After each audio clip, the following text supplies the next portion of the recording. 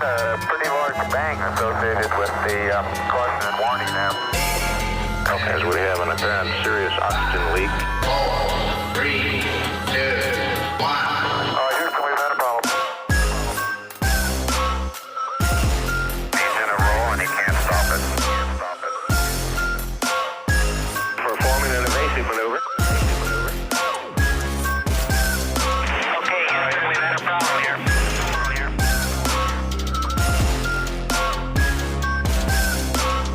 I think we need to do a little more all-weather testing. Welcome to space.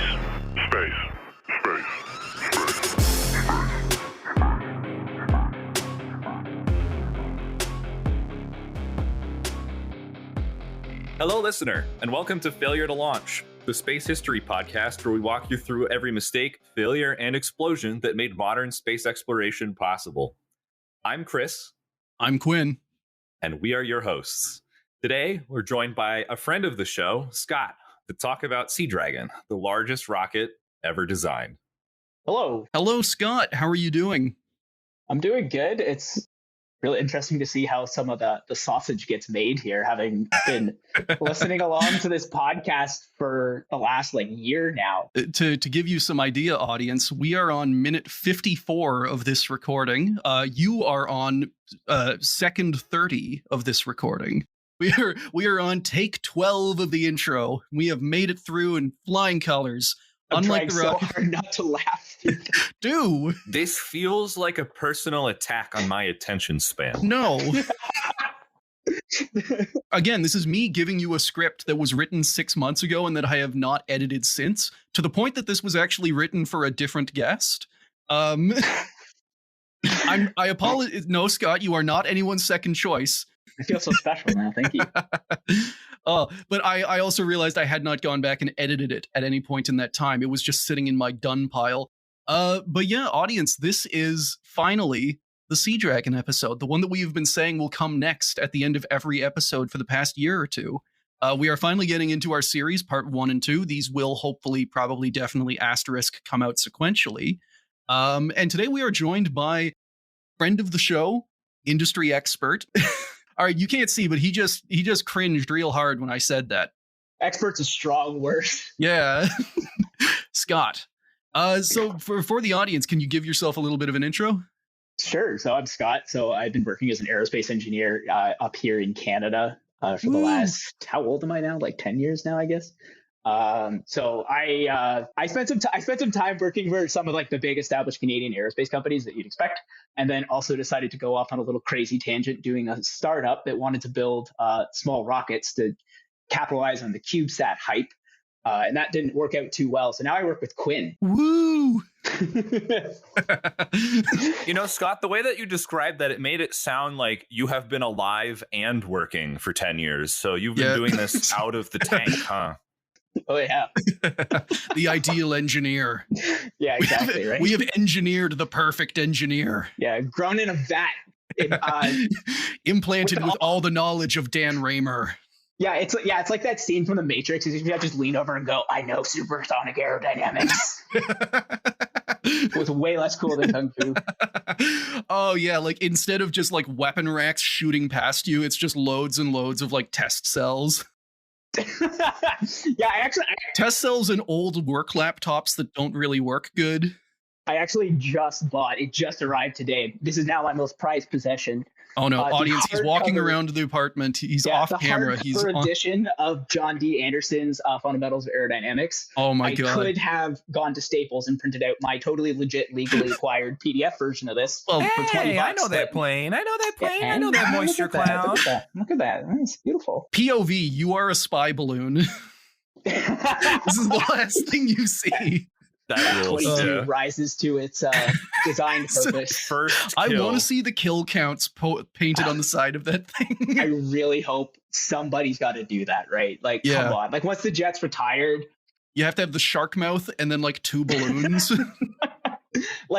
Now that the F-22 is retiring, there's going to be some of those ones donated to museums. Whichever one, if the specific one that shot down the balloon gets donated to a museum, someone's got to paint that party balloon on it. Like, it would be a travesty to the West and to the American people if that F-22 is not preserved for all time. Yeah, exactly. Like we cannot allow this to become the HMS Dreadnought of America. Okay, like this or the Arrow is a legendary craft, and it should be preserved for all time. It was so good that nobody else decided to build anything that could remotely challenge it. The entire time it was operational.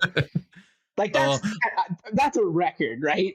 That's legendary. Yeah. And I mean, it is also kind of at the point where like Russia has the Su-57, which isn't stealth, and I think Chris isn't here. He's not here to have an aneurysm. I'm gonna have an aneurysm on his behalf. Yeah. Well, I'm going to avoid talking about tanks as much as possible. Then, who cares about tanks? They don't even fly. Yeah. Okay. Fair. Yeah, come on. This is a space podcast. depending on whose tanks. Some tanks have the quirk, the quirky characteristic of the flying. M113 that the guy wanted to post the wings on or something, or are we talking about T-72's turret tossing championships? I'm talking about T-72's turret tossing championships. Yeah, my bit recognition is not where it should be. Also, audience, I don't want it to, especially right after the Nelyubov series and the Forgotten Cosmonauts, where we talked about people being unceremoniously written out of history and like never recognized. That did not happen to Other Chris. Other Chris is simply sick. He is having a good time. He is not on the show. He is a human flesh bag, just like you, and is fallible. He has not missed a single recording date in 2 years, and this is his first one. So yes.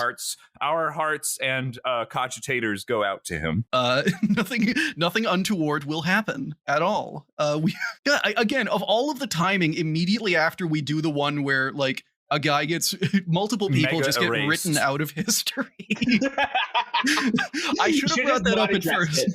Yeah, no, that would have been more kind of to the point. What would be even more to the point is over the Forgotten Cosmonaut series, we slowly par the host down until it's just me and never talk about it. Exactly like, there's this great picture of Stalin. Forgotten Cosmonauts, Chris and other Chris. Co-hosts. Yeah, and then they just get your guests to come in and just pretend they've been there the whole time. Yeah, like, don't even address it. Quit. Forgotten Cosmonauts, Chris and other Chris. It's a murder mystery, and that's how like you introduce it by it's like the serial killer admitting to his deeds through like leaving evidence, an open to interpretation breadcrumb trail of evidence. If I have time, I will YouTube poop Other Chris into a message saying like I am fine, nothing bad has happened to me, just by taking various clips of him from the show. Yeah, we need a picture. You need a picture of him in the slides holding like today's date written on it. Yeah, exactly. Oh my God.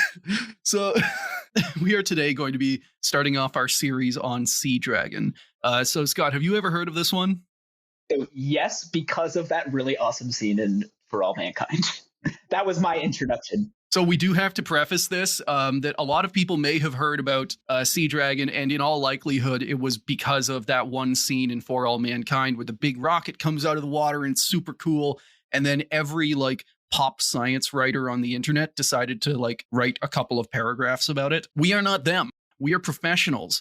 Despite what you may have heard me say, that this script has not been edited for 6 months, this is actually, I've been working tirelessly to get all the detail out of this. I went back to the original documentation. So for this episode, we are going to be sourcing from the Aerojet Sea Dragon Concept Technical Report, Volume 1. Sea Dragon is the world's, the largest rocket ever designed. It was never built, possibly thankfully, and this was an attempt to launch an ungodly amount of cargo into orbit using the cheapest possible rocket imaginable. And again, with all of these stories, I always think it's going to be a fun story about a rocket not doing good. And then you just like scratch the surface and it gets so much stupider so quickly. So audience, Scott, Chris, let's have some fun. The scratch and sniff of Sea Dragon. A slight spoiler for later, do not scratch and sniff the Sea Dragon. It's full of 50 metric tons of asbestos. Ooh. Yeah. Asbestos is the bestest, so how do you know it's a high quality rocket? Yeah, just like one of these rockets detonating overhead, and you don't need to worry about like devil's venom, but everybody is going to get asbestos poisoning now. Look, everybody, it's snowing. All of the Woo! launch crew have mesothelioma. Oh God. You guys, I'm sure like everybody knows this story now, but look, watching the old the Wizard of Oz and watching the scene where it starts snowing, it's like that will be you, but that's the village that fucking exploded over top of. For those who like don't know, there's this scene in that movie where it's snowing, and the snow is asbestos because that was the best way to make fake snow at the time. And I think 2 of the actors in that died of cancer. Oh God. I think I might be wrong on that one, but I think we were talking recently at work, like Christmas Story, that was also fake snow, but I hope it wasn't asbestos. yeah, I learned from who was it? You who was saying that? Or was it I one of our believe other someone coworkers was talking saying about that. how I they thought it was filmed you that saying it. No. I was just Okay. surprised. They filmed that entire movie in the summer. Awesome. I was expecting this to devolve into like a Mobius strip of like, I learned this from you. No, I learned this from you. And it's like, where did it come from? We don't know. We learned from each other. This is immediately after I talked about our good sourcing for this podcast, and now we have devolved to like source someone who thinks he heard it from me. We're the like weird space history podcast, not the movie history podcast. So like, you know, we Yeah. could be Yes, we could be this has been- factually incorrect about anything that isn't the subject matter. Okay, so we are allowed to be factually incorrect about the filming of A Christmas Story. But hold on, guys. We do have that whole movie review bonus business now, so let's maybe dial that back a little bit about being wrong about movies. Okay. But presumably that would be sci-fi movies and not, again, Yeah. A Christmas Story, which as far as I'm aware, it's been a while, I do not think has any How do spaceships in it. we make A Christmas Story a sci-fi movie? Oh, very easy. Ralphie almost went to space that one time. Sorry, what? Challenger stopped Ralphie from going on the shuttle. I don't know if this is like, we still haven't talked about C-Trek. No, this is fine. This is fine. Okay. Uh, Okay.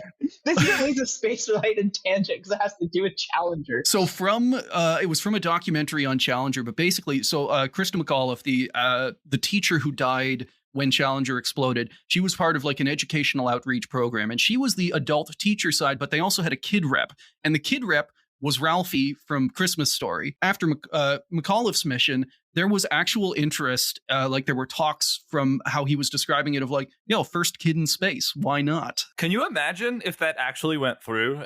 That would be like the 9/11 for like multiple generations of people. I like how I word it that way. Like 9/11 wasn't the 9/11 for multiple generations of people, even those that weren't born yet.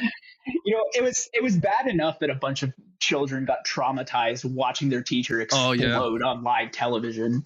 But like, if it had been someone that like everybody, watching your teacher and classmate explode on television, and like a movie star, I guess, child movie star, a beloved child movie star. Yeah. So my favorite part of this story too, and I want to fact check this after because like I've heard of this, but before I say it live on front of a bunch of people, as part of that educational outreach program, they inevitably ended up settling on sending a teacher up into orbit. But there was a brief proposal for a while there to send Big Bird from Sesame Street. Yes, oh my God. I know this one. Yes, Okay, I heard this one. okay. Yeah. Yes. Imagine the just Big Bird can't be a character anymore.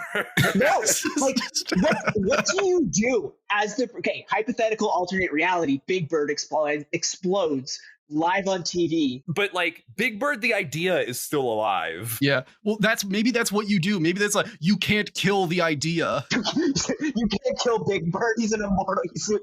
He's immortal. Yeah. What is the most appropriate way to present Big Bird exploding on a rocket to children? There has to be either there's the continuum that Big Bird is immortal, or that Big Bird did get blown up on a rocket, or he escaped. Yes, he punched out. Yes. And then the kids are like rioting at Big Bird's house because they're like, "How did you get out and like not save anyone else? Why didn't you help them?" Big Bird has survivor's guilt from that on. But like, what do you do as the producers of Sesame Street? Like in the boardroom the next day, it's like, okay, we got it. Like we got to make TV show. Like we had the scheduled plan to air Big Bird live on the International Space Station. Everybody just watched. Every child in America just watched him die. Today, everyone, letter B is dedicated to a friend of ours. Oh no! B is for Big Bird, our friend. If you could all, we will be having a moment of silence. The count will count to God, 60, terrible. and then the show will continue. The reason we're going on a tangent away from Sea Dragon again is because that is just a cognito hazard of Sea Dragon, is that you want to talk about it, but it's just so big. It could fit all this stuff inside of it, just like the episode. The episode can fit a lot of stuff inside of it too. And if we actually made Sea Dragon and launched it, you could have put the entirety of the Of Sesame Street. inside. You could launch all of Sesame Street. All of the Muppets, all of the stagehands, and then they could have done a live show on the rocket in space. But then the rocket would have exploded, and then we'd have no Sesame This is what Street. Challenger took and if from we us. had no Sesame Street, my dad would never have learned English when he came to the United States. So Yes, forget from all mankind. This is the alternate history show that we need. I'm just now picturing like a rocket's fairing, like falling off, except it's the trash lid on like Grover's trash can, just like opening up. Well, like for Big Bird, like logistically, the thing that popped to mind for me was like, do you make the Big Bird spacesuit, or do you put the suit inside the spacesuit? I think this is part of the question of. I think this is part of the reason why they ended up axing it. I think it was pretty logistically challenging. Now, he was never. I don't think he was ever going to do a spacewalk. I think it was going to be like just like an ISS thing. So I don't think. So he's just got the IVA suit and just the long neck stick. Dude, the launch pressures would like have his neck hanging 90 degrees over the top of the seat. they'd have to design a special seat for him. All right, so we have a budget now. Like we were talking about, we have a budget now. We can afford, and we should use it to improve the show. Like honestly, so getting art of Big Bird walking out with all the astronauts behind him towards the shuttle is on that. So Columbia or Challenger on it. Sorry. We should probably get back to talking about a dumb rocket. Yeah. So Sea Dragon. The Big Dumb Booster Concept. Now that we're breaking traditions after talking for nearly an hour about subject material that isn't relevant to what we're trying to talk about. We are a space failure podcast. Big Bird failing to go to space is within our remit. To be fair to Sea Dragon, the largest rocket ever created, this could be the largest episode we've ever created. So whoa. To the people who like listening to 3 hours of podcast, fantastic. To the people that only listen to like bite-sized 20-minute information-packed pieces of media, I'm very sorry.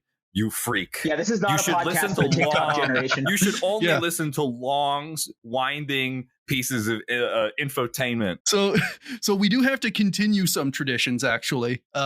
We are going to start off with some historical context. Woo! Our favorite. So right off the bat, when it comes to rockets and NASA, there's this pretty common like misconception that development of new rockets just sort of ramped up based on the needs of new missions, and that it was this sort of like evolutionary process. And that is incredibly untrue. The earliest launchers, like we've talked about in other episodes, were all based off of ballistic missiles. They were just the things that happened to be lying around. And that was fine for early space exploration, where they needed to launch like small probes or 1 or 2 manned capsules up to low Earth orbit. But as the space race really started heating up in the early 60s, NASA realized they'd have to go a lot further. At the end of the day, that's kind of the whole point of the race. You have to beat new hurdles. So this kind of starts in 1961, when Kennedy famously tells NASA that they have 9 years to land people on the moon, which is like further than anyone has ever sent a person. Also, I'll just give a real quick explanation of how categories for launch vehicles work. Unlike ballistic missiles, where the categories are based on range, launch vehicles are based on the payload they can haul to low Earth orbit. Small lift launchers can carry less than 2 metric tons. Medium lift rockets can carry between 2 and 20 metric tons. Heavy lift is between 20 and 50, and super heavy is anything beyond 50 metric tons. To give you an idea, all of the earliest rockets pretty much are small or medium lift. The Soyuz is pretty much the only thing of its time that could be even considered medium lift, and even it is on like the lower scale. So suddenly, we have all these tiny rockets based off of ballistic missiles, and they're now the limiting factor for these space projects. We want to get to the moon, we want to get to Mars, and we want to carry a lot of payload there. For context, America's second manned space program, Project Gemini, used modified Titan II ballistic missiles with a payload to orbit of around 8,000 pounds. While Apollo astronauts, just one rocket generation apart, just a handful of years, rode Saturn rockets that could carry between 48,000 pounds and 300,000 pounds. So this was not a small evolutionary step. In one generation, rockets were suddenly able to carry 8 times as much cargo. And the Soviets were working on the same idea. They had their light and medium launchers based on ICBMs like the Soyuz rocket, but they were working on their counter to the Saturn V, the super heavy N1, as well as the heavy lift Proton rocket. So apologies, I know that is a lot of jargon, numbers, and names to throw out very quickly, but the gist of it is that early rockets based on ballistic missiles couldn't handle the payloads needed to get to the moon or Mars, prompting both the Soviets and Americans to make dedicated heavy launch vehicles from scratch. When these started to come online during the 60s, they immediately revolutionized space exploration because, suddenly, there were so many more options. But there was one new problem: the cost. Because compared to modifying an existing missile, making a new one from scratch is very expensive. And even in the heyday of the space race, the US government was already getting kind of iffy about the price tag NASA put on the Apollo program. And that is where, about 1 page into our script, and I don't know how many minutes, we get to talk about the hero of our story, Robert Truax, and his plan to build a supermassive launcher and make it as cheap as humanly possible. We made it. We made it. We made it. Here we go. Bit of a preamble. Sea Dragon. So the way I figured I would set this up is to start by explaining the Sea Dragon concept to you all and kind of walking you through the life cycle of one of these rockets, because it is wild. And I don't want to make this episode a full biography of Robert Truax. That will come in part 2, but you need to know he wasn't just some crazy dude making a napkin drawing. He came up with the Sea Dragon when he was Director of Advanced Development at Aerojet. Before that, he worked for the US Navy and Air Force designing various ballistic missiles and launch vehicles.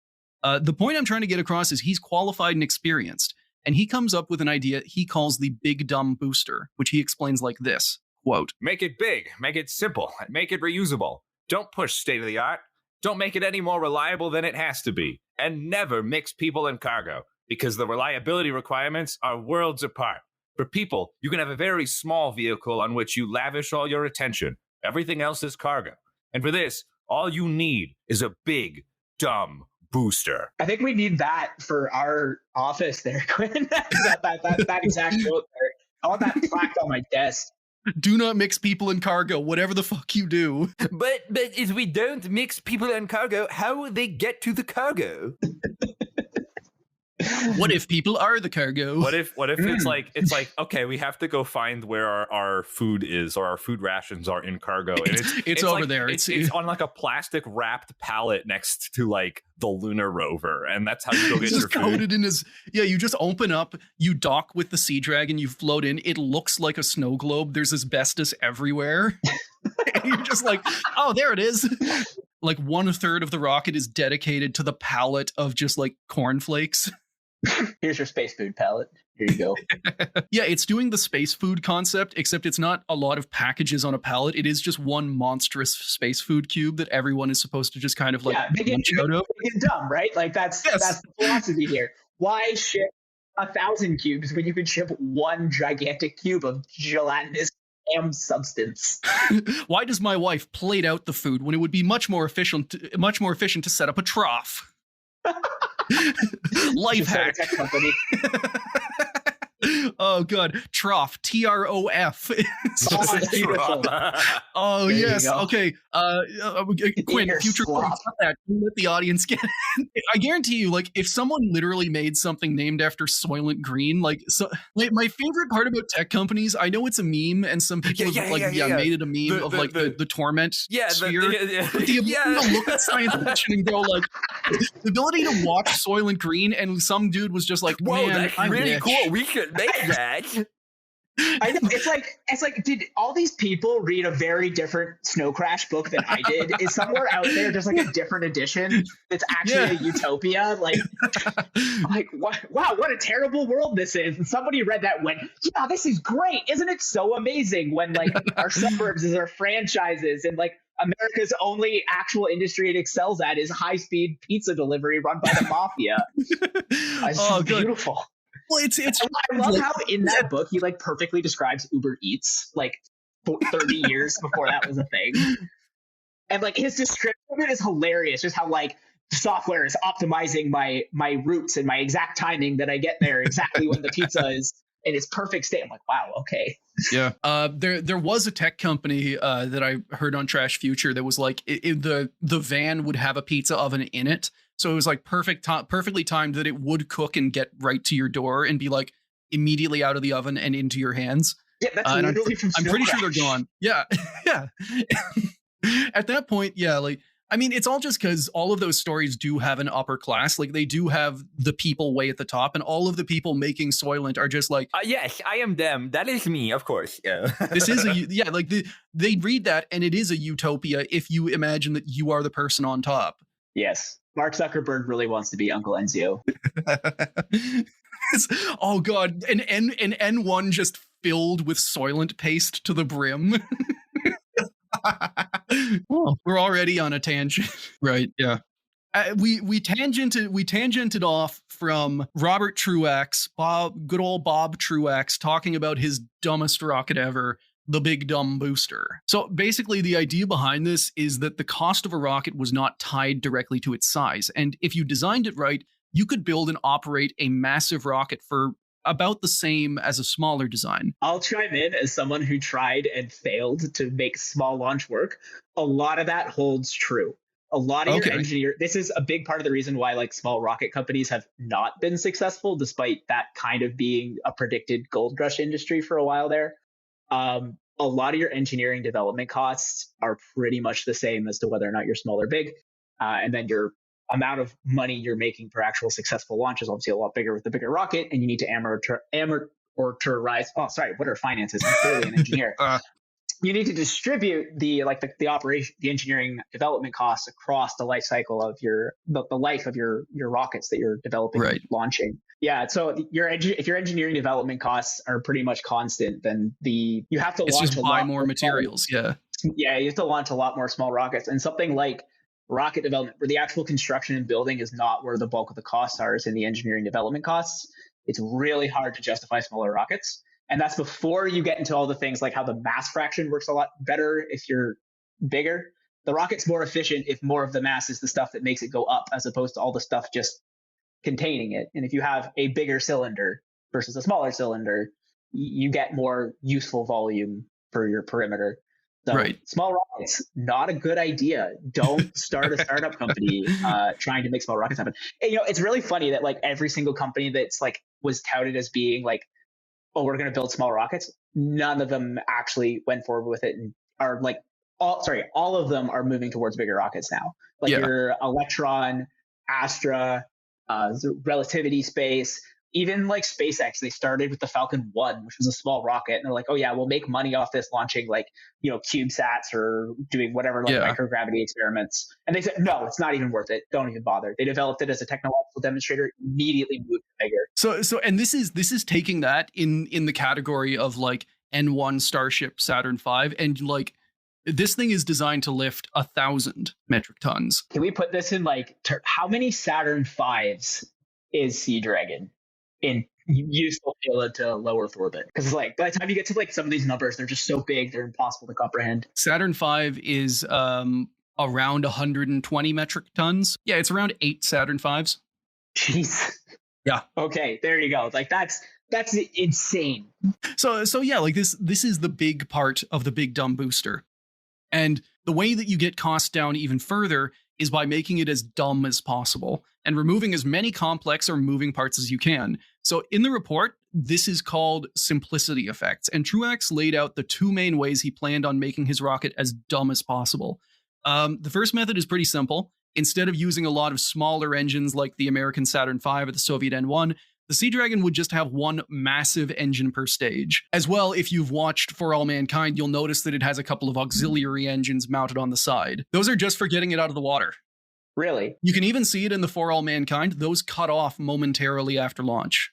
Yeah, when I first watched that clip, I thought it was like, oh, they're just here for like the sake of it makes the scene look so much better when you think, oh, this is the bottom of the rocket, and then no, it just keeps running. Like just the way that's cut to like build your blood pressure as it's coming out is so well done. I'll give them credit. That is an accurate depiction of how the rocket would have worked. I think once it was up in orbit, they could have also used them for like station keeping and smaller burns because you don't want to light up the massive engine. So the upshot of having less engines means you have less plumbing to deal with. You don't need to worry about feeding 30 engines and regulating the flow so they all get exactly the same amount of fuel and oxidizer. You just need one really big pipe. So that was the first simplicity effect, and the second effect is even more fun. So normally rocket engines work with turbo pumps that cram the fuel into the combustion chamber where it's lit. However, driving these pumps is difficult, and normally you need to sacrifice some of the engine's power to like divert into the pump to drive it, or you even have an electric starter motor. The plan for Sea Dragon was a little different. They would just hyper pressurize the fuel in the tanks so that when the opening to the combustion chamber was opened, the pressure would just cram it all down there like a giant bottle rocket. Good old pressure-fed engines. Yeah. This is what we were gonna do.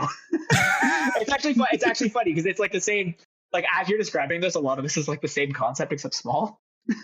This is scaled up to massive scale. The way they would do this is with what's called a buffer gas, normally nitrogen that's lighter than the fuel. So the buffer gas is pumped into the top of the tanks to pressurize them, and it pushes the fuel down like a giant piston. Now, a lot of rockets do this with turbo pumps as well. Some are purely pressure fueled, like Scott said, but Sea Dragon is a different beast entirely. For context, when it launched, Sea Dragon's first stage would be pressurized to 245 psi, or around 20 atmospheres. And this is held together by about 8 millimeters of steel. So that's a balloon. Yes. That's the crazy thing about like this design concept. And it is. Like that's not even like hyperbole. Like they're called balloon tanks. Like that's how they're known because they're not structurally strong enough to support their own weight unless they are pressurized. So like they work like a Coke. They work like a Coke can, right? So the Atlas uses is it the Atlas? Oh God, don't want to fact check me here.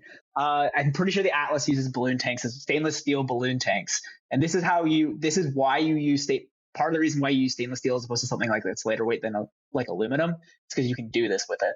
Right. You can do this with material, so it ends up being lighter despite the fact that it's stainless steel. Now, that's their two ways of making their rocket dumb.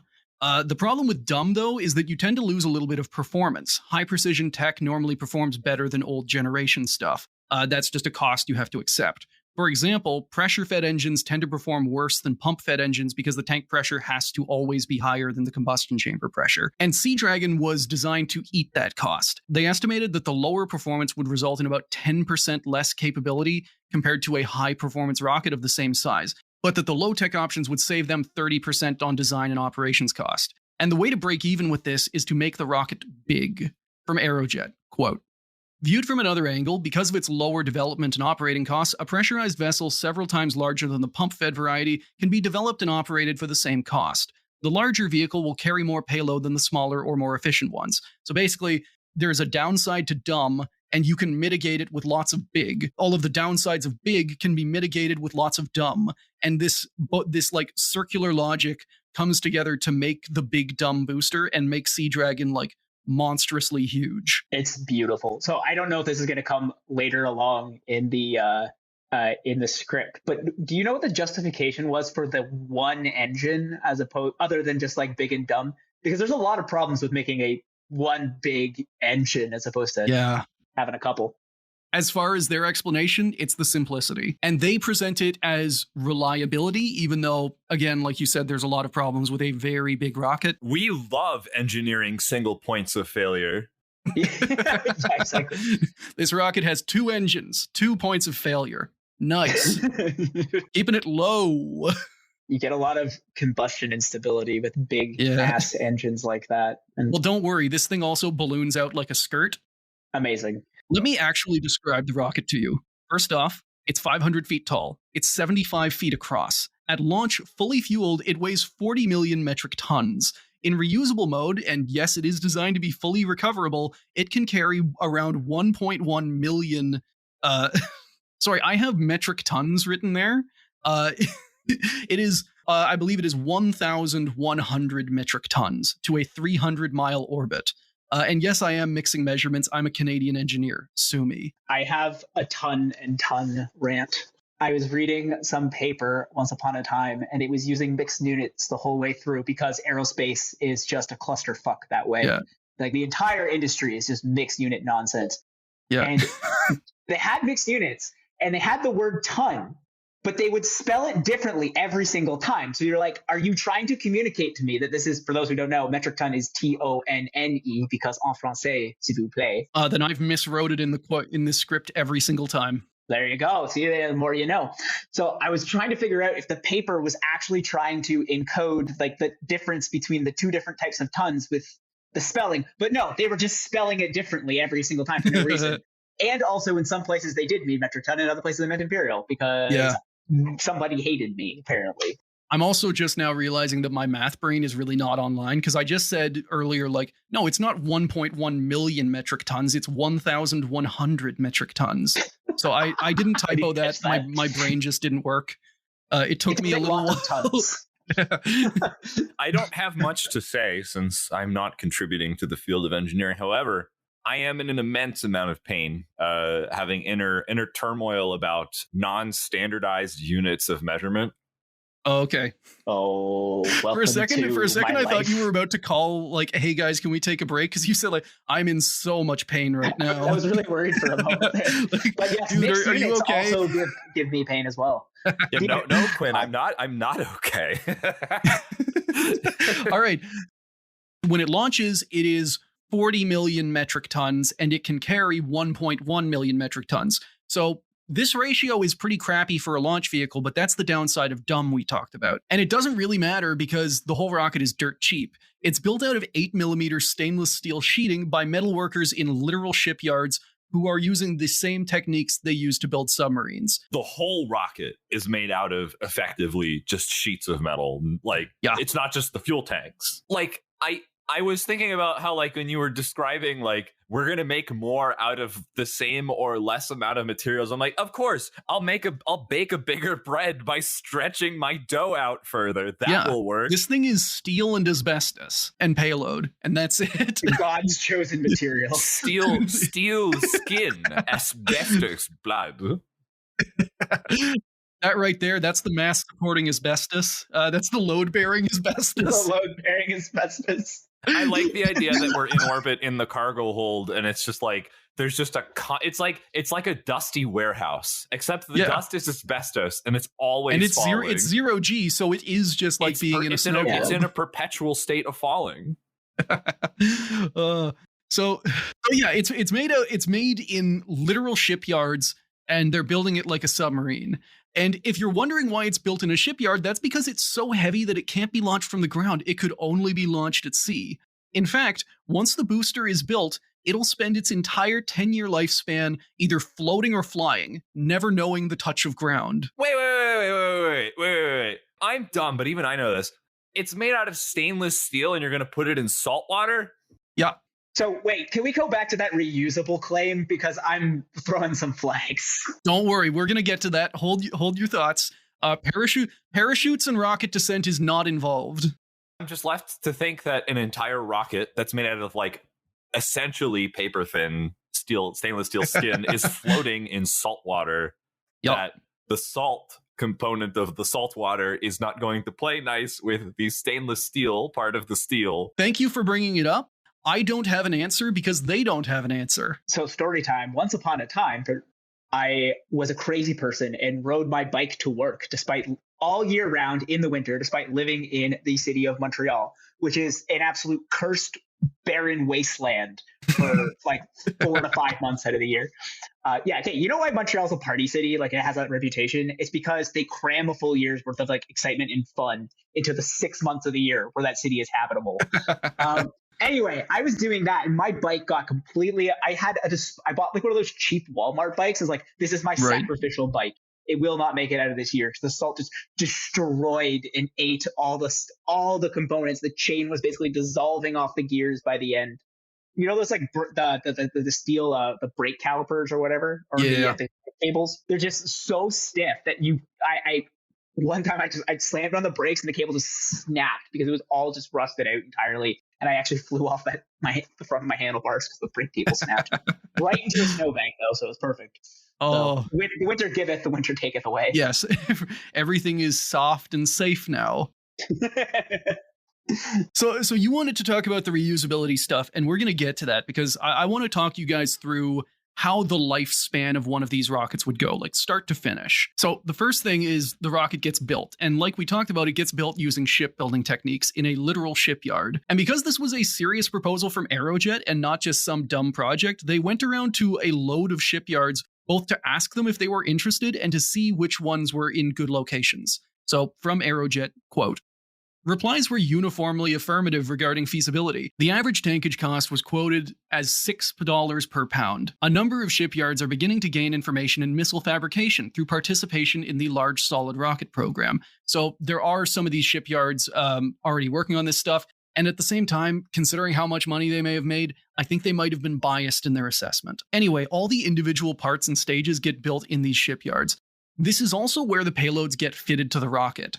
And then all the parts would be tugged to, and this is my new favorite term, the assembly lagoon, where the full rocket would be assembled stage by stage. That's so you can see sci-fi stuff right there. You can see the assembly lagoon. I love it. The assembly lagoon. Not only are these things like going to be launched and used in the water, they spend their entire lifespan on Earth floating in the water. So they are like in the months and weeks between launches, they're just sitting there. They're just having fun. You're just slowly rotting in the seawater. Those rockets never touched grass. So here's the thing. So when I was first heard about this, in my head, I guess I assumed that they had built it on land and then towed it into the water or something, like horizontally, because I know it can't support its own weight. So back to the whole corrosion and salt water, famously bad at things that you want to, if you want something to last a long time, the second you put it in the ocean, like forget it. If you're assembling this in the water, then it's in the water for a long time. Forget reusability. I'm even just talking about use number one now, especially like the rocket bell with all those delicate little components. Yeah, the delicate little components that link the pieces together are wet because they have been moved through the water. It like that moisture's trapped in there. Yeah. Like, could they have done this in a lake? Like, do you? I know the plan was to Cape Canaveral, but is there a theoretical version where they do this in Lake Superior? Is what I want to know. Maybe. Yeah, like if you can get away from the corrosion. And at the same time, your payload, the thing you want to launch to space, is sitting in the water as well. So it's very possible that it's not just the rocket getting compromised by this. Why couldn't he have just designed this? Like I love how it's there's this wonderful thing that we invented decades ago called the dry dock that you could have implemented. Because your rocket's still a cylinder and it's laying on its side, not on its feet. So in fairness, there was some dry dock stuff. But I'm saying it should live it should only be in the water as long as it has to be because salt water. And then it's also I get that they could paint it to help protect it against salt because we already do that with warships, right? We do that with ships in general because that's a known issue. But I don't know. It's just so dumb. I'm so flabbergasted. It's paint is weight too. Paint right? is weight. It's true, but not an insubstantial amount. Yeah. Now, I believe they did have some plans to paint this. However, even then, that's not with how often these things are being used. But also considering there is heat entering and exiting the atmosphere, right? Your paper thin stainless steel. I don't know how that's going to really handle extreme temperatures very well. I'm curious now because I think I did actually misspeak earlier when you were talking about the size of it. I thought they were describing a balloon tank, but 8 millimeters is sheet metal. Yeah. So it wasn't a balloon tank. Right.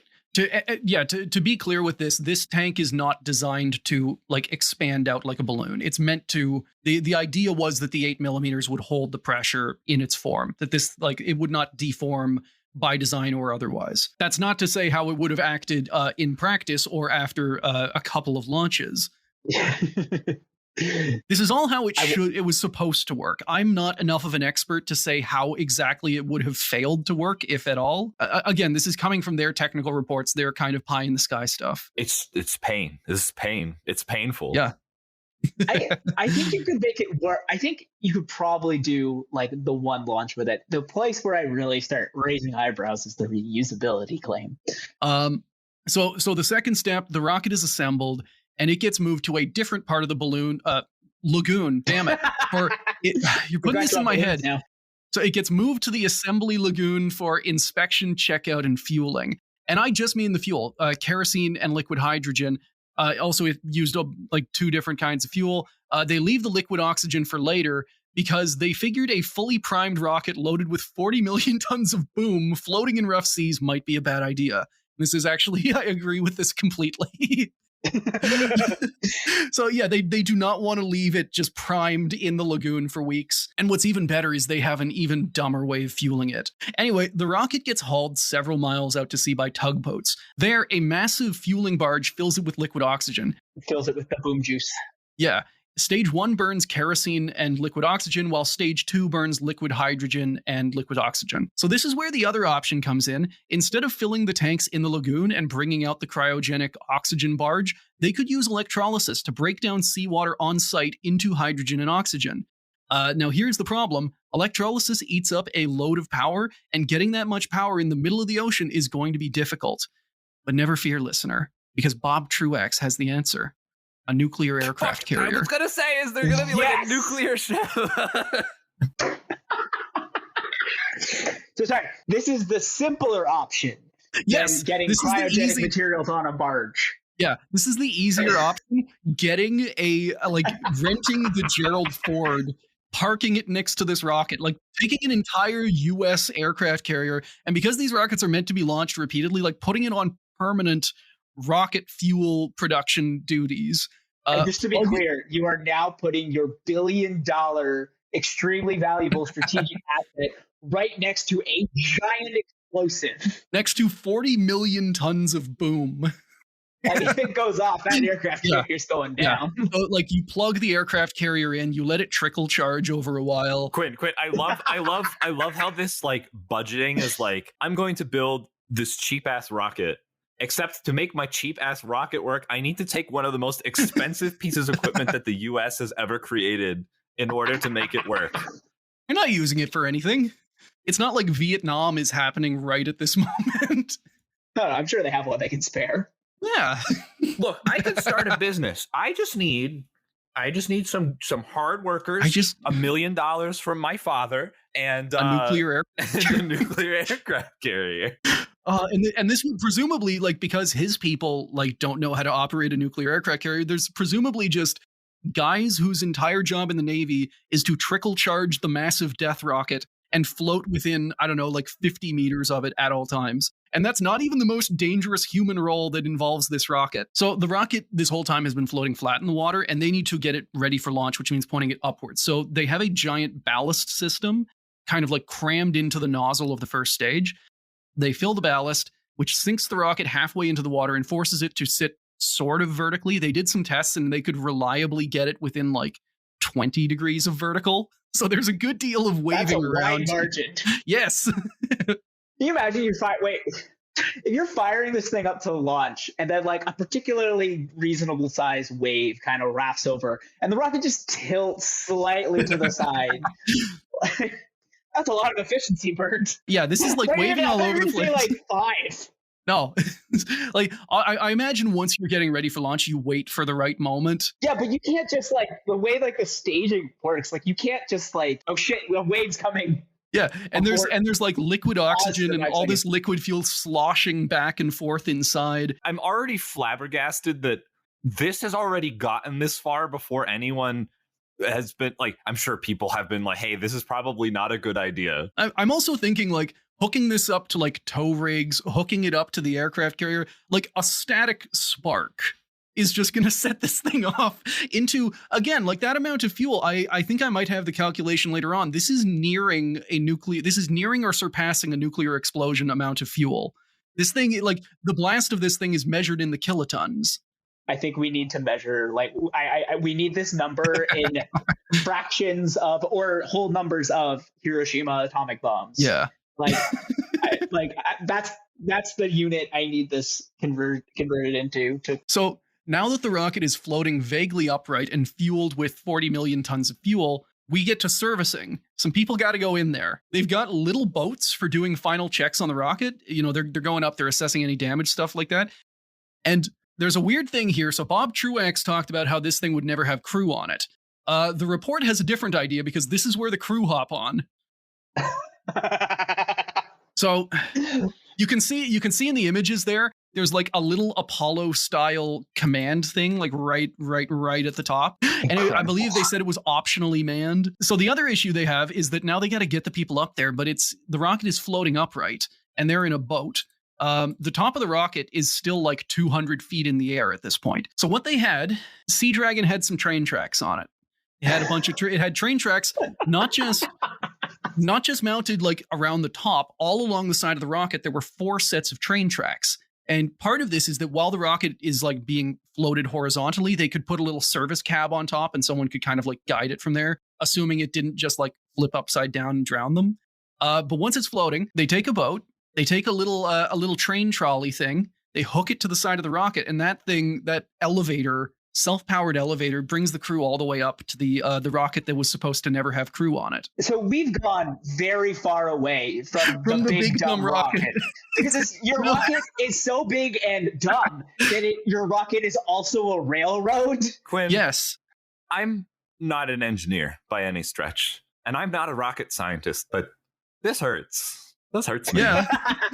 See, like we're having opposite reactions to this. Like I'm not enough of a rocket expert, but like I love space stuff. So something having a train on it is cool. Truax got how much funding for this thing?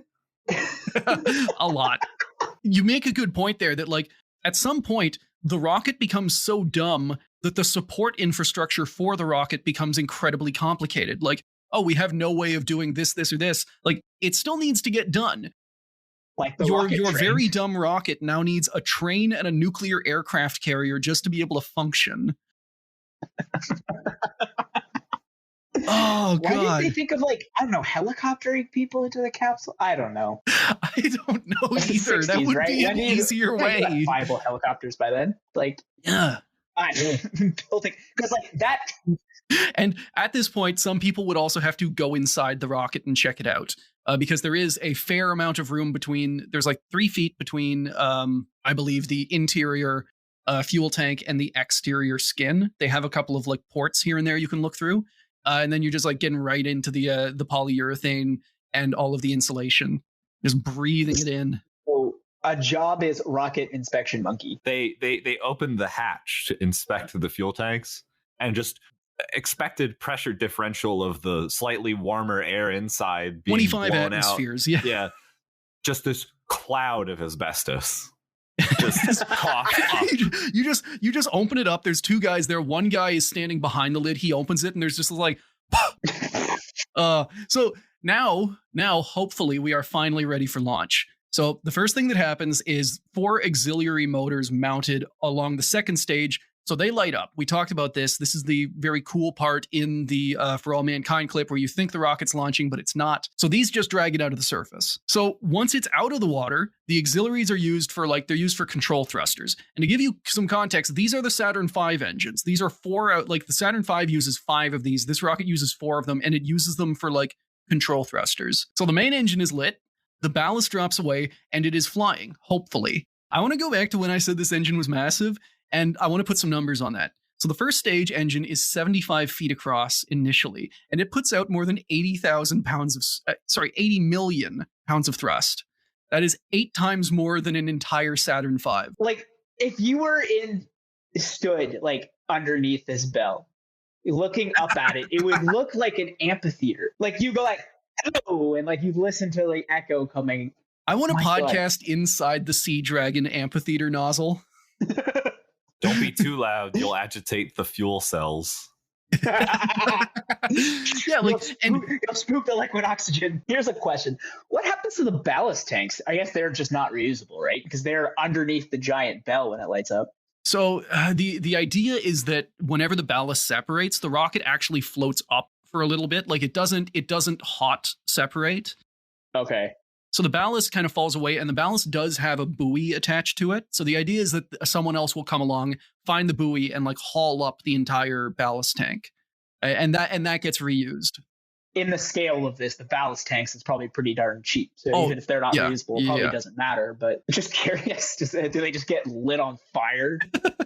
And again, like there's no maybe this worked, maybe it doesn't, probably doesn't. So we have the rocket launched. Stage 1 is burning. The rocket is in the air. Stage 1 burns for 81 seconds and reaches 125,000 feet of altitude. So it's almost halfway to space. I just had a thought. The rocket clearly is in the water for a long time. But imagine if it's in the water long enough that like barnacles start growing on it. Oh, Extra They drag. get to go to space. what if the shuttle bed was an octopus and we just saw it stuck to the side of the dragon? Because I'm just thinking, I'm like, okay, like what kind of effects is like the heat bubble of the exhaust underwater going to have? Dude, I bet you could like On the whenever you local come up to waterway. grab the ballast, I bet there's just cooked fish everywhere on the surface. There's just like a molten dolphin We're not- floating over there. We're gonna have a fish fry. So we get to the end of stage 1. Stage 1 separates. Stage 2 lights up. Here's where things get interesting. Stage 1 is designed to be recoverable. Not in the nice land with rocket engines or under a nice slow parachute kind of way. Their idea is just to slam into the water at airliner speeds and, stuff will work probably. From Aerojet, quote, deceleration of the Sea Dragon vehicle to normal letdown velocities of 20 to 25 feet per second would require a drag device. For example, a parachute of 3,000 feet diameter, which is very big. To overcome this problem, use was made of the inherent structural strength of the Sea Dragon, a result of using pressure-fed propellant system. The booster tanks in a pressurized condition can counteract landing loads most efficiently in an axial direction. Therefore, the final attitude of the vehicle at water impact, regardless of the method used to reach terminal velocity, was restricted to a nose-down vertical position. Because final deceleration of the vehicle will be caused by water impact forces, analyses of the hydrodynamic pressures and decelerations were carried out so that limiting impact velocities could be established. Do you want to guess what the limited quote-unquote impact velocity was? What? So How it's gonna, slow like, does this try to, rocket like, have to be when it hits the water to not completely destroy itself? Yes. They're like Olympic diving it, like they're going down nose first, so they like split the water. Like You can kind of see in the images that it's partially designed for this. So like stage 1 has a conical, like it ends in a cone, and that cone fits into the rocket nozzle of stage 2. So they're just going to go for it. They're just going to dive it in and hope it works. And the speed that it is going to hit the water at is 300 feet per second, which is Jesus. 330 kilometers an hour or 200 miles an hour. They are That's like- literally just slamming into the water and hoping for the best. That is That's beyond, well beyond the speed at which impacting water is like impacting concrete. you're just. It doesn't matter if it's a rock at the bottom or the water at the bottom. I think you're just dead. And You then can't decelerate things with parachutes that are this big. no. So Like- they did have an alternate version. So in other versions where it would be coming down heavier or faster, what they planned to use was an inflatable skirt. In industry, this is called a balloot. But it's basically Sorry, that's an amazing word. Can we just just focus on that? A balloot. a balloot. Is it, what is that a join of? Balloon and parachute? Yes, actually, Balloot. balloot. That's it. I love aerospace terms that like perfectly combine two different things. Like I love flapperon. Oh god, yeah. Yeah, it's such a great word, dude. Flapperon. I feel like there's another one too that I'm forgetting. It's like flapperon, but it's for something other. It's another part. Elevon, when you incorporate it in the elevator as well, on like a delta wing. Maybe. Because that's another one too. That's the merging. I don't know. It's been a while. Chris would know. Chris would have known. Slide 10 has the best kind of view of it. It's not great, but yeah, just like a massive balloot Amazing. ballooning out of the end of this thing and hopefully slowing it down to only 200 miles an hour. Only 200 miles an hour. I think even that's optimistic. Yeah. And it's just going to nosedive into the water and be perfectly fine. Perfectly fine. That's how that works. The stage can be floated back to the assembly lagoon for refurb and reuse. So they estimated like 6% of the build cost to reuse this thing. Again, very optimistic. Also, every time I say lagoon, I'm immediately just thinking of SpongeBob. It's like, Yeah. Bikini Bottom just getting roasted by 1 it's million not pounds of even rust Bikini over Lagoon. top. Why am I thinking of SpongeBob? I know I think they go swimming at the beach. They have Goo The Lagoon. Goo Lagoon. Goo Lagoon. Okay, that makes sense. Okay. I'm not insane. I love that Goo Lagoon, I guess, is supposed to be, from my understanding of the ocean, like those fucking like super deep ocean, like salt water. Those things where like an eel goes into it and immediately gets salt poisoning and dies. Yes. So stage 1 is landed and perfectly fine forever. Stage 2, meanwhile, is doing some other fun things. The flight to orbit is pretty normal in terms of trajectories and all that, but the nozzle it uses is very interesting. So this is where we'll get into a quick and dirty explanation on rocket nozzles and how they are tuned to different altitudes because of how flow and boundary layers and all that works at different pressures. Also, Quinn, I'm sorry, I have to interject. I don't think that it has been mentioned at all. This rocket is hideous. It is. It's not a good looking. It's eating I too many understand. I hamburgers. understand that we touched on big, dumb, and ugly, or big and dumb, but we haven't really touched I on would the love fact if he put ugly in the big dumb ugly booster. it is an absolutely hideous piece of engineering. See, Poor guys. I look at it and I see it as something that I could like slap together in Fusion 360 in literally 10 seconds, just like cylinder, extrude, cone, done. And that's it. There's nothing else. There's not any tubes running along the outside. I guess the train tracks would take a little bit of work. So basically, like again, you're probably more of an expert on this than me, but the rocket nozzle like operates differently at different altitudes based on the kind of ambient pressure around it. That is how a normal rocket would operate, and like it would be staged accordingly. Sea Dragon does not have that luxury. It has to go all the way from halfway to space, all the way to space with one engine. The way they do this is by having the nozzle be incredibly extendable. So it would start off at 75 feet within the same kind of form factor of the rocket. And then as it got higher and higher and higher, it would like expand out into a giant skirt. I don't have the final figure, but it's like, yeah, it turns into effectively a skirt, which also introduces some drag, just to be able to like make this rocket somewhat space efficient. That's amazing. So again, like we're way beyond dumb here, because like there's a theoretical benefit to doing this for like any rocket. Like any rocket could benefit from like a changing nozzle size for exact like the reasons you're stating. There's like an optimum length of bell for the pressure, the specific pressure you're at, and you design it so you're kind of usually in the middle of the trajectory. You're like expected range, yeah.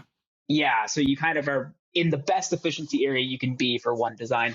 And then the way the math works out is the best length at zero pressure is infinite, which obviously you can't be infinite. And then you also don't want to carry extra mass around. So having some sort of like deforming system, like you could do it today on any rockets, but they don't because it's so much extra complexity and weight that like it's not worth it. So why in this concept, which is supposed to be dumb, emphasis on the dumb, would you do this incredibly complex expanding skirt system? Yeah. And it is all being put together in a shipyard, not with specialist equipment or engineering. Yeah, and it's not easy to do that because it's like it's not just long. Like it has to be a very specific shape in order to work properly. So you can't really make it expand out and like maintain the exact optimal shape because you don't have that fine control over your geometry.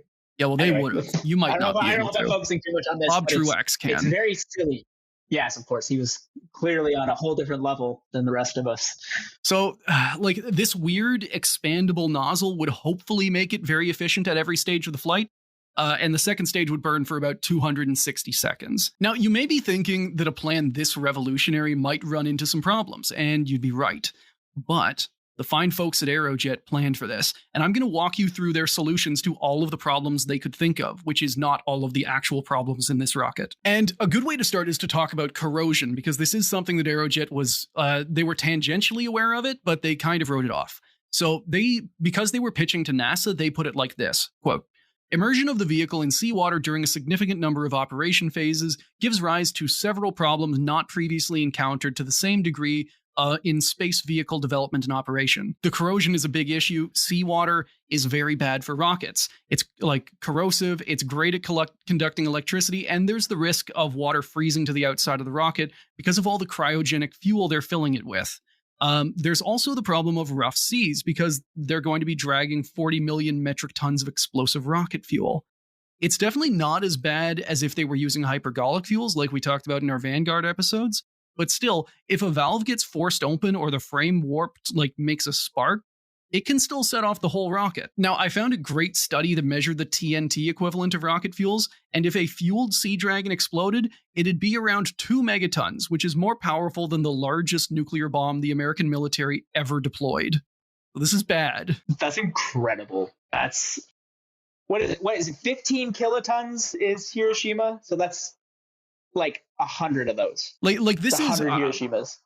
I thought like you, this was going to be like, oh, we would measure it in terms of little boy. Like, no, this is bigger than any operational bomb. This is something I was thinking about when you were bringing up the filling it with cryogens and the fact that it had the asbestos around it. But is the asbestos there so that the water doesn't freeze to the outside? And you're not just like launching up into space with a giant ice cube wrapped around your rocket? That's a big part of it, yeah. Because like, if you've ever been around like a filling up with a liquid oxygen tank, all the moisture in the air immediately freezes to the side of it and it gets all frosty looking. Yeah. I was having thoughts about like, what if the fuel tanks corroded because of the salt water and leaked their fuel? What would happen? Into the water? That's like a really, really interesting question. I mean, liquid oxygen really likes to not exist and react with anything like biological. So as soon as you have like any little bits of like carbon in there from like, I don't know, some like floating algae or like a fish, if you have that plus any source of like spark or whatnot, you're going to have a real bad time real quickly. It really rapidly likes to burn that because it's a pure oxygen environment as can possibly be. Like for my limited experiences with liquid oxygen tanks, you have to get like a specialized cleaning service to clean the tanks after they've been produced together, because if there's even any like metal shavings or anything inside the tank, like you're going to have a problem real fast. So I can't like a leak, any kind of environmental contaminant transfer one way in or out. That's a real problem. Like it's not going to be a good time. But like I wonder if people just like immediately plug because it would freeze. Like the second the water touches it, it's just like flash freeze and boom, there's your solid barrier back again. I don't know. It's a real interesting question. I think it's a very interesting science project that somebody should try. Immerse a liquid oxygen tank in water and poke a hole in it. Tell us what happens. Do it behind a blast shield, please. So you do mention a water problem, and don't worry, Aerojet did come up with solutions. Now, because I'm not an expert in materials engineering and I'm too much of a hack to go digging through a textbook, I can't really say for certain how stupid these ideas are, but I can say they sound pretty dumb. So for dealing with corrosion and the fact that this rocket would spend most of its life floating in salt water that could break fragile equipment like its massive rocket engines, Aerojet's solution was simple. Don't let water in. Quote, "This is the procedure used in warships, which contain at least as much complex equipment as will be used in the space launch vehicles." Let's just nondescriptly say, water, don't come in. You don't know how we're going to make this happen, but don't come into the rocket. Someone just has to be in there with a bucket bailing it out. I guess everything is, if all valves are closed, it's technically airtight. You know, when I take a cup into my bathtub and I put it in upside down, the water doesn't go in. It's the same thing with the rocket nozzle. I could totally see them doing that demo at NASA, like just bringing in like a bowl of water, a plastic cup, pushing it to the bottom, and then pulling their hand away really quick. It like pops up and NASA's just like, my God. He's done it. Like for a bit more detail, they reasoned, like basically their argument was that everything that is stainless steel is corrosion resistant. We don't need to worry about it. It will be corrosion resistant until the end of time. Yes, that's how that works. The aluminum stuff and the nickel alloy staging structures and all that, those would get some paint. And that's it. That is the corrosion resistance program. And okay, so hold up, because you do mention plugging the engines. And the answer there, I wish I was kidding, is cork. No. They're going to use cork. They plan to build giant plugs. They plan to build giant plugs that they would cram into the first stage engine and the auxiliary engines, because the second stage engine, whenever it's staged, it's like crammed up in there. It's already sealed. They're just going to put a cork in it. It's just a massive champagne bottle rocket. Yes. This to me cements the idea that they designed this while drinking. Because if everything else wasn't evidence, they literally said, oh shit, it's not watertight. Okay, we need something to plug up the end. They look at the wine bottle and went, my God, they've done it. Here it is. As they pop open another bottle of champagne to continue the design process. everybody is debating, and then Bob Truax, like the monkey in 2001, like turns the bottle upside down and then pops the cork. And everyone just starts hooting and screaming at the same time. That Bob is living at his McMansion and he's just in his pool with a bottle of champagne and be like, huh, it floats. That's interesting. Honey, this is valuable scientific research. This is valuable science. Quick, order more wine. Get it in the pool now.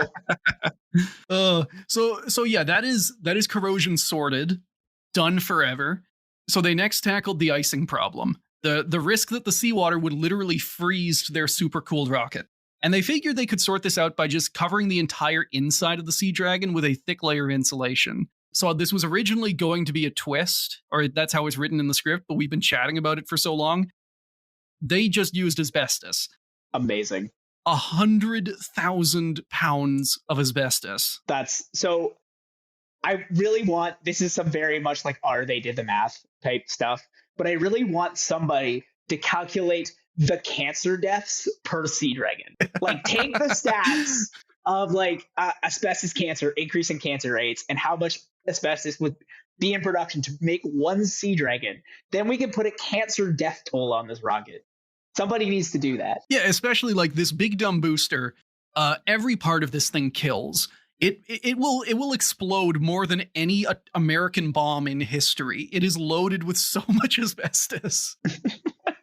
It is held together by a literal cork that's going to have to be yanked. It is stronger than every nuclear bomb that was currently active at the time, but without the radiation, because it's not using radioactive materials, it's just using liquid oxygen. Now, I'm not a nuclear physicist of any kind, so like I don't know if like you can still make radiation out of non-radioactive materials if they're like spicy enough, but like without the radiation, we got to make cancer somehow if this thing explodes. So they just have like asbestos dust that gets dispersed. Yeah. The fallout's not radioactive, but it is filled with asbestos, so don't breathe it in. Covering up the existence of our secret massive rocket program by disguising it as a nuclear bomb test. The other guys would expect us to be doing these things. If it blew up, presumably it would register on whatever like Soviet nuclear test detection systems they had online. Or I guess they didn't. Did they not have that in the 60s? Probably not. I think they did. Like, this would be a seismic event. Yeah.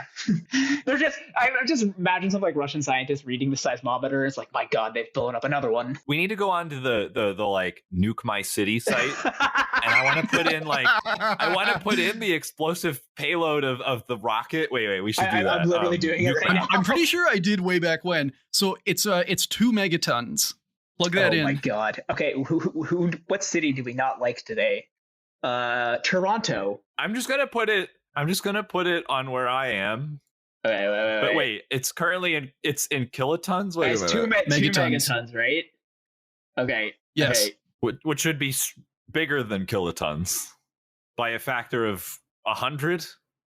I believe 1,000. Yeah. So it's 2,000. So 2,000 kilotons. Right. Well, this definitely succeeded in my dream of destroying the entire city of Toronto. So that's blowing up at the surface. Yeah, you'd erase my entire city. Say the fireball would annihilate the entirety of downtown. There's ionizing radiation, but I mean, this is considering as a nuclear bomb, I guess. I probably wouldn't live, considering the moderate blast radius still covers where I live. So, and even if this thing is at sea, that's a tsunami. Yeah, like Miami's getting stunk. So I decided to blow this up at Toronto waterfront, and if you're in the Don Valley, you're done. Like, say goodbye. You're in the fireball radius. Actually, realizing all the way you to Don would Valley. see this explosion from space, wouldn't you? Oh, yeah. Almost certainly. The fireball is 10.7 kilometers squared. So like that's just a big 10-kilometer flash. yeah. This thing, like, honestly, I'm surprised he didn't get funding by going to the military and saying it was a weapon. And then you could put 100,000 metric tons of nukes in it as payload. Okay, so now you just want to annihilate. Like, you don't just want to destroy Moscow. You want to leave a smoking crater down to the center of the earth. Bob Truax as a Bond villain, like, we can get this art made. We have budget now. Yeah, well, you already have the scene built where James Bond has to take the rocket railroad up to the top. Where yes, there's a perfect scene in there. CD and Seahorse. Now, like we talked about, Sea Dragon was not just a napkin design. It was a serious project for Aerojet, and NASA was serious about funding it. Remember, after Apollo, everyone thought that the next step was Mars or Venus or full-on colonizing the moon. Sea Dragon was the most realistic way to put a shitload of cargo into orbit cheaply. So after the design was done, they actually moved on to the testing phase. Well, I really want to know what this looks like. I'm so curious. If you look up right now, CB and Seahorse rockets. These are rockets that they successfully test underwater. Oh, so they're going through the whole like towing it out and everything stage, like they can see in the slide here. They're doing scale testing. You know what I love here actually is the fact that they have this little harbor system in here to like protect it from like the rough seas situation. I guess you could technically have done that for the full scale mock-up, but that would have been a big harbor. But I guess you could have done that. Huh. So the first problem they ran into was figuring out if a rocket could even be lit and launched underwater. So they made this design before they even tested that part. This was right around the time the US Navy was trying to get ballistic missiles working underwater so they could like launch them from submarines. And they were pretty confident it'd work. Wait, that's an interesting... Sorry, I don't mean to derail you again when we're already at 2 hours podcast. But that's a little interesting tidbit to the design there that I didn't realize is that was... This guy put this pen to paper before they were launching ballistic missiles out of submarines from underwater. So he didn't even really know that part would work at the time. Yeah, I think it was like if the Navy was trying to figure it out, there was like conceptual research around it. So he might not have been going in completely blind. But yeah, like it had not been tested up to that point. So he kind of tried to get in on this research, and he did this by creating the CB. Little CB. So this was an Aerobee sounding rocket they happened to have lying around, and they modified it to fire underwater. Man, how cool is your job that you just happen to have things like that lying around? Oh, we will see in part 2. Bob Truax has all kinds of stuff lying around that he turns into rockets. So yeah, they've got this rocket lying around. They modify it to work underwater. They get some Navy money to do it.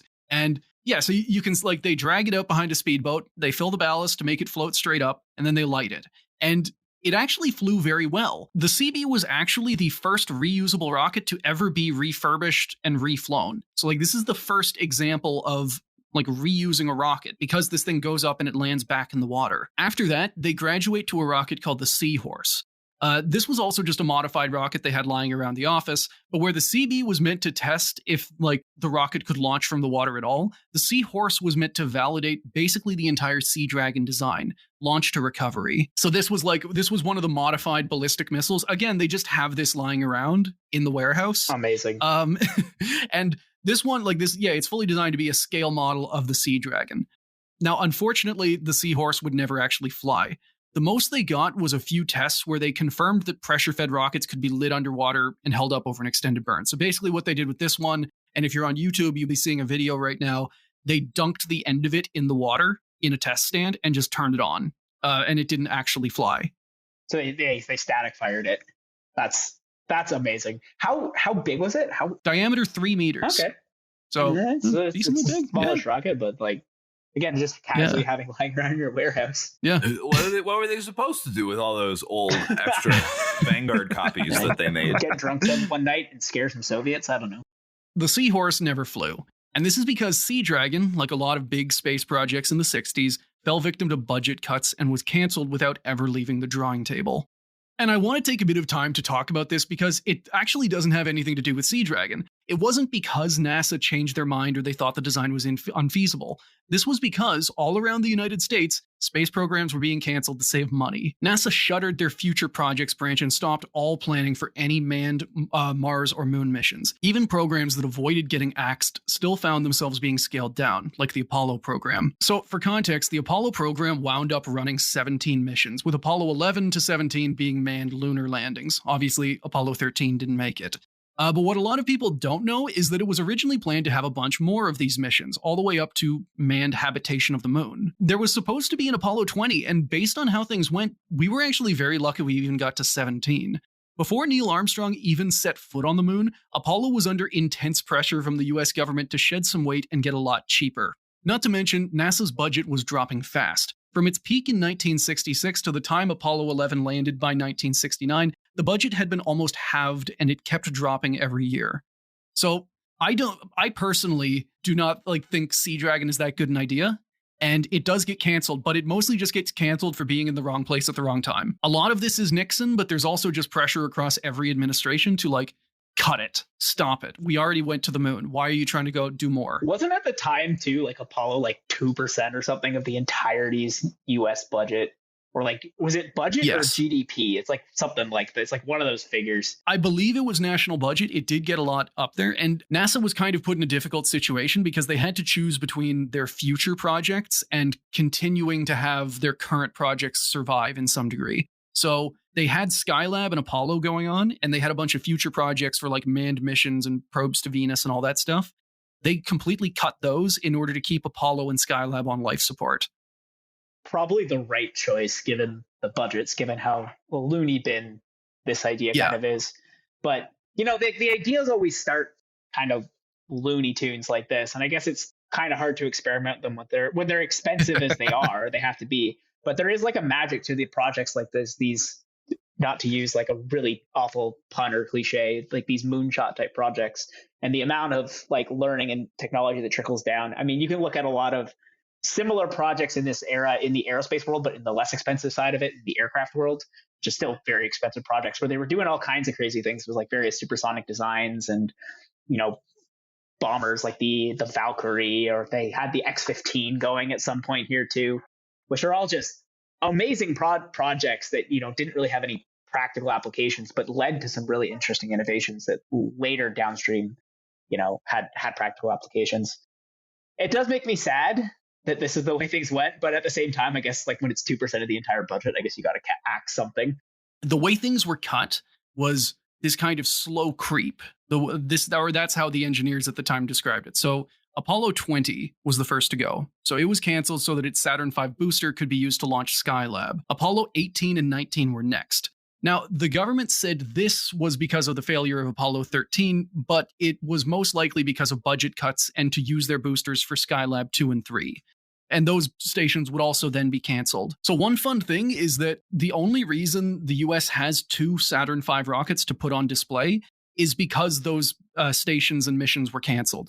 So the Saturn Vs were built previously, and then they were just left without a use. Pour one out for my boys. And again, we were lucky to even get 17 Apollo missions. So after Apollo 15 in 1971, President Richard Nixon pushed hard to have the last 2 canceled. He was eventually convinced not to, but NASA was forced to make cuts to its Apollo follow-on projects, like the Voyager unmanned Mars mission and the Nerva nuclear rocket.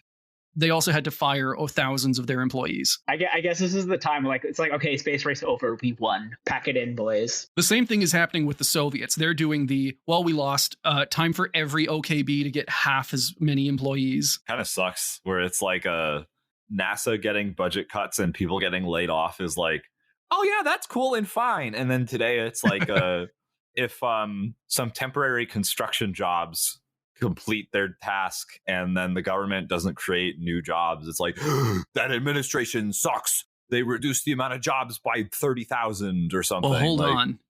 Because a lot of these guys are about to be offered jobs, because there was this fun, one of the big reasons for all these budget cuts was because there was this big thing going on in the 60s and 70s, something you might have heard of, Well, the Vietnam War. Why launch stuff into space when you can napalm third world countries? In complete fairness, this is exactly what Russia is doing today, sending Roscosmos guys to Ukraine. It's just like, no, you don't want to launch rockets. Come on.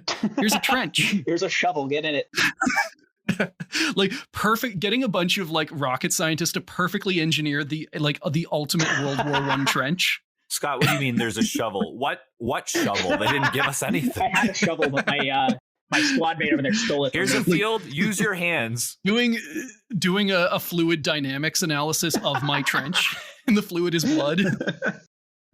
So yeah, the Vietnam War was going on all through the 60s, and it was eating up more men and more money every year. So the men were easy to conscript with a series of unpopular and incredibly unethical recruitment tactics, but the money was the bigger problem, since it needed to be chopped out of other government budgets. You just needed some sort of some creative marketing person to come up with a BS reason as to why funding more Apollo projects actually helped the Vietnam War. I don't know what that was. You go to Nixon with that pitch, and then you succeed. This is how it's done. Yeah, this is honestly the part where you would say, this is something Korolev was legendary at, was telling all of these people, all these generals, that his science projects were actually weapons and that they should totally fund him. See, every successful military-industrial complex company needs that guy. Yeah. That guy, sell your civilian application. If you actually want to do the civilian application, sell it with the military application. Right off into the sunset. Again, I don't know what this would be. Look, we really need to put a person on the moon so they can use their ultimate high ground on the moon, to use their moon-based telescope to peer down upon North Vietnam to see what Ho Chi Minh is up to. It's very important. See, you joke about that, but that was actually something that was going on. There are actual reports from this time that talk about the moon as the ultimate high ground. See, there you go. There you go. Now, the Vietnam War is a big reason for the budget cuts, but according to NASA, it wasn't the biggest reason. This was actually the opposite of war, peace, which is awful. To give you an idea, I'm going to quote from a NASA report called Pruning the Apollo Program. Quote, probably the biggest reason for Apollo's decline was the détente in American-Soviet relations. Ooh. In 1961, amid Cold War animosities, the United States was trailing the Soviet Union in the world's most widely publicized form of competition. 8 years later, the United States had clearly demonstrated its superiority. Despite the Soviet invasion of Czechoslovakia, relations between the two nations had improved. Americans seemed less eager to spend whatever it took to surpass the Russians in space. Agreement on a US-USSR rendezvous mission, the Apollo-Soyuz flight of 1975, signed before the end of the Apollo program, clearly indicated a new policy of cooperation in space. So, space cooperation, boo, didn't get Sea Dragon. Yeah, so peace bad, moral of the story. As an aerospace engineer, that's actually, unfortunately, very true. This just sounds to me like we're booing it because Truax couldn't get his Warbucks to build his Wunderwaffe. Yeah. Yep. Wunderwaffe good. Hot take of the day. No. Wunderwaffe cool. Although,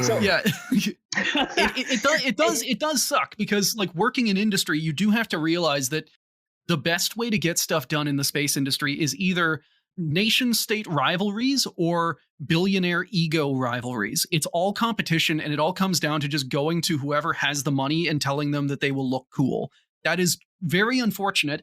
I hate it. But it has been the rule. It is not a new thing with the billionaire space race. It has been a thing ever since Sputnik launched. It has always been the rule.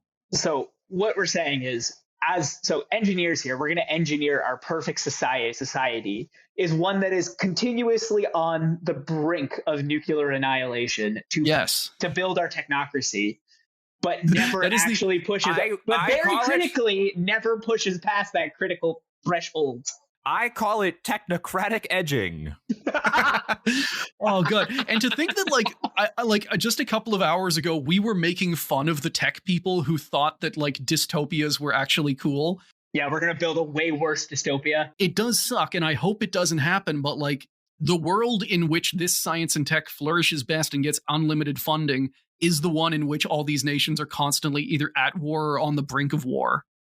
It's sure, society all of civilization was annihilated, but did you consider the fact that the rockets looked really cool? Although, as we've established, and as Chris has pointed out, Sea Dragon, ugly as sin. I will very strongly disagree with that statement. I Okay. think it is All right. beautiful in its imperfection It is big, it is dumb, and it is beautiful. and gorgeous. The sheen with a railway on it. What more could you want? Oh It god, has- I would it's have the perfect story time. Back when I was a small young child and was getting my forays into aerospace before planes, my first love was the train. My grandparents owned a little piece of property that backed out onto the rail yard, and from sitting in my grandma's living room, you could hear the rumble of the trains. And me, as a small child, would immediately get up and run outside to look at where the train happened to be rumbling by. So later in life, I learned that, in fact, planes and rockets were superior to trains because flying was cool and for no other reason. But now you're telling me that they built something that merged these two loves together. I can have both. I can have, yes. Why not planes, trains? Why not? And both it's a together? and it's a submarine Oh too. my God, it it's flies perfect. straight into the water. I hate everything about this. Oh, It's beautiful. see, this is immediately what happens whenever the show has more than one space engineer on it. I'll say. We immediately just overpower the rest. So to circle back to like the actual story of Sea Dragon, all of this, all the NASA cuts and this goddamn piece, all of this is basically to show that Sea Dragon didn't die because NASA thought it was a bad design or that it was unfeasible. Like a lot of big dream projects, it was just in the wrong place at the wrong time. And it got swept up in the start of the space industry dark ages, which we're only just starting to claw out of now. So, Chris, Scott, that is where we are going to end today's episode on Sea Dragon. But it's not the end of this story, because even though Sea Dragon is done, the man who designed it still has a very interesting life ahead of him. On the next episode, Sea Dragon Part 2, we're going to talk about Bob Truax, the man who designed the world's biggest rocket and almost killed Evel Knievel. Sorry, what? Yeah, don't scroll down in the PowerPoint slides.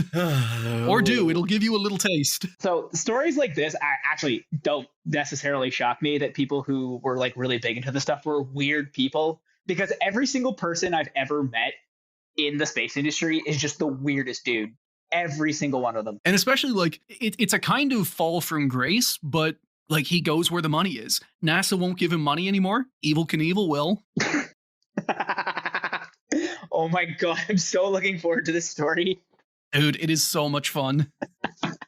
I will remain spoiler free. So, guys, how do we all feel after that? After that marathon, what's my local recording at? 3.5 hours. Oh boy. Audience, you'll have it cut down, don't worry. I'm feeling like peace is a mistake and war is good. No, I don't. I'm going to chop that however I feel like. Please don't. This is a joke. I promise. Yep.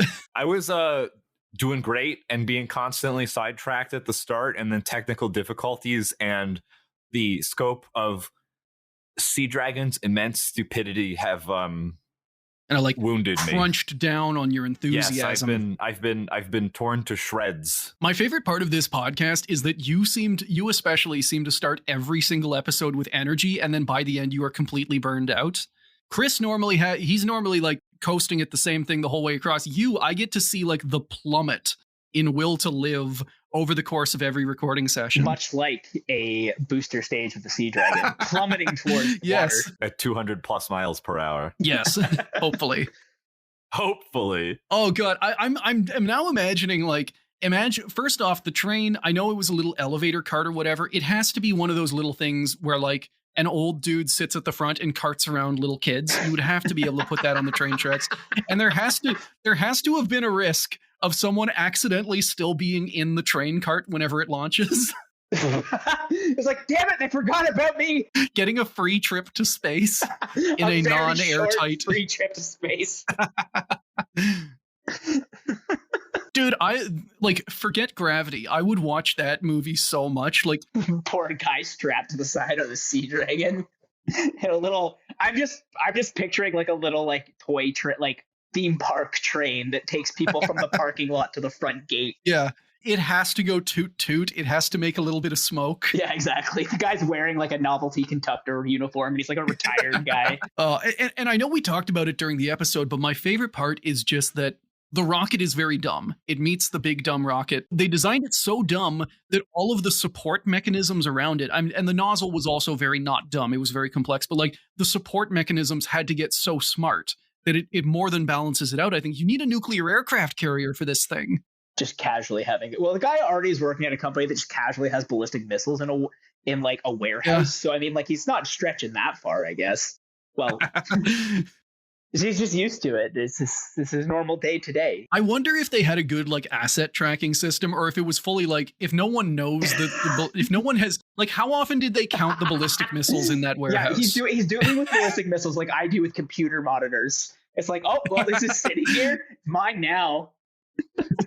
It's just his cubicle is dominated by a 3 meter tall, 3 meter wide, 30 meter tall ballistic missile. He's just like, yeah, I need it for tests. Yeah, exactly. Very important. Oh God, like pinning the Daily Notice into the side of the asbestos rocket. Oh my God. Scott, thank you so much for coming on our dumb show. I gotta say thank you very much for having me. This has been a lot of fun. The tangents are great. I don't know how many of them are going to make it into the final cut, but I do really hope the audience right now is hitting stop on like minute 15 of the episode. Yes. It's like Sea Dragon failed. It's like we are here to talk about Sea Dragon. Why is this guy talking about musical theater for like a good, like there was a good chunk of time in there. It's humanizing. Exactly. The parasocial relations are why people listen to podcasts.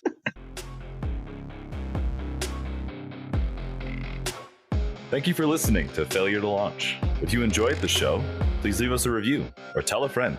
Everything helps. If you want to follow us, contact us, or suggest a topic, you can email us at launchfailurepodcast@gmail.com. We're also on Twitter at launch_failure. Failure to Launch is hosted on Anchor, and we post on Apple Podcasts, Stitcher, Spotify, and Google Podcasts. We also post our episodes with visual aids on YouTube at Failure to Launch. All music was provided by DJ Danarchy.